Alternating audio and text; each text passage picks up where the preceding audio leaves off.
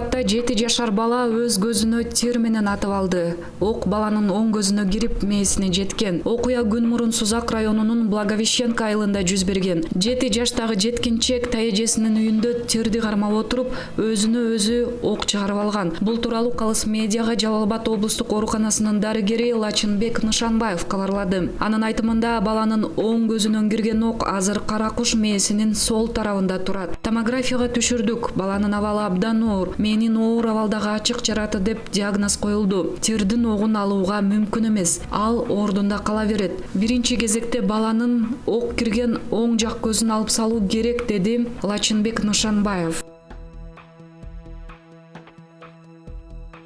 Ал ортодо Американын Феникс шаарында акылга сыйбаган окуя катталды. 10 жылдан бери комада жаткан аял көз жарды. Сууга чөгүп кете жаздап куткарылган бейтап төрөгөн менен эсине келген жок. Дүйнөнү таң калтырган окуя 29 декабрда жүз берген. Оорукана кызматкерлери төрөт башталганга чейин комадагы бейтаптын кош бойлуу экенин билген да эмес. Бейтап кызыктай үн чыгара баштаганда гана ак халатчандар төрөт башталганын билишкен. Азыр бир гана божомол бар. Эс үчүн билбей жаткан аял зордукталган. Бейтапка медицина кызматкерлери гана кирип тургандыктан клиникадагы эркектердин баары азыр шектүүлөрдүн катарында. Полиция ушул тапта клиникада иштеген эркек кишилердин баардыгынын ДНКсын алып, ымыркайдын атасын издеп жатат.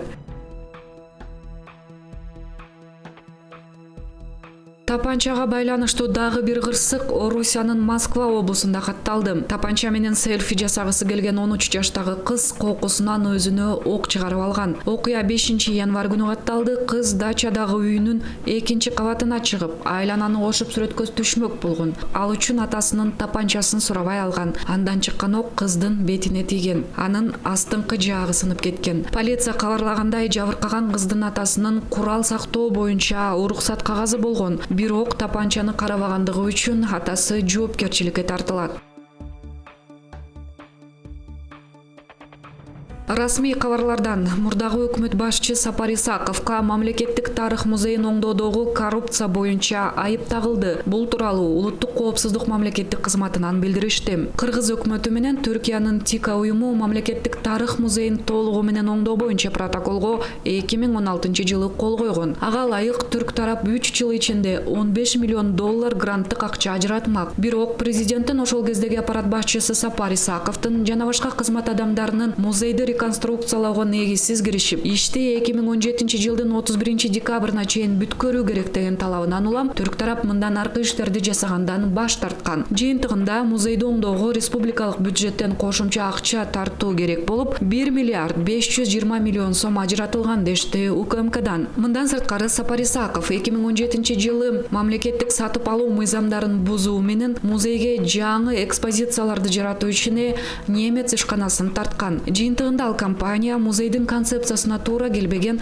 экспонат жана жабдууларды алып келген. УКМК мисал катары ак түстөгү 2 атты дарактардын сүңгөгүнөн жасалган инсталляцияны, кымбат баалуу кафетерий үчүн жабдыктарды мисал келтирет. Булардын жалпы баасы 55 миллион сомдон ашкан. Мындан сырткары немец компаниясы алып келген оңдоого керектүү каражаттардын баасы өтө жогорулатып көрсөтүлгөн. Кыргызстандын ички базарындагы баалар менен салыштырганда айырма дээрлик 4 миллион сомго жетет. Дагы бир жагдай, немец компаниясы менен улуттук валютада эмес, еврода мыйзамсыз келишим түзүлгөн. Курстук айырмадан улам Кыргызстанга 42 миллион сомдон ашык зыян болгон. Ошентип Сапар Исаковдун жана башка кызмат адамдарынын кылмыштуу ишинен мамлекетке 101 миллион сомдон ашык зыян болгон. Ал эми музейди реконструкциялоо иши ушул кезге чейин аягына чыга элек деп жыйынтыкташты УКМКдан. Эске салсак, 2 күн мурун эле Сапар Исаковго Бишкектеги жылуулук электр борборунун реконструкцияладагы коррупция боюнча айып тагылган эле.